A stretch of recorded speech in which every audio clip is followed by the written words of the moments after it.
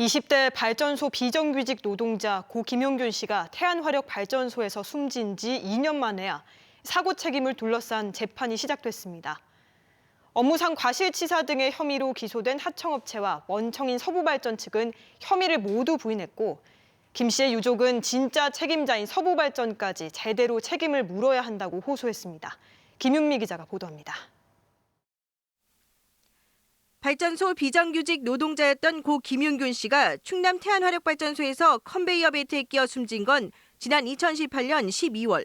하지만 사고 책임을 가리는 첫 재판은 2년 1개월 만에야 대전지법 서산지원에서 개시됐습니다. 앞서 검찰은 김 씨가 일한 하청업체는 물론 원청인 서부발전 김병숙 대표 등 14명을 비롯해 회사 2곳에 대해 업무상 과실치사와 산업안전보건법 위반 혐의로 기소했습니다. 검찰은 지난 6년간 59명이나 서부발전에서 산재 사고를 당했는데도 사고를 막을 안전설비가 없었고 사고 당시 필요한 조치도 제대로 하지 않았다며 마땅히 법적 책임을 물어야 한다고 주장했습니다.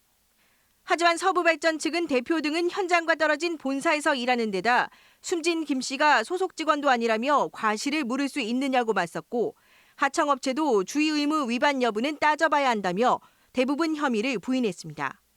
혐의를 하나도 인정 안 하셨어요. 말씀 한번 부탁드리겠습니다.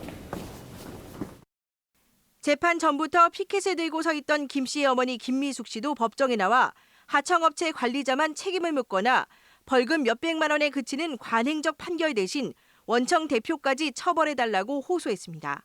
원하청 처벌을 제대로 해서 더 강하게 처벌해서 이런 죽음이 다시는 반복되지 않도록 노동계는 산업재해에 대한 원청기업 경영자의 책임을 물을 수 있는 중대재해처벌법이 제정된 만큼 의미 있는 선고가 나오기를 기대하고 있습니다. MBC 뉴스 김유미입니다.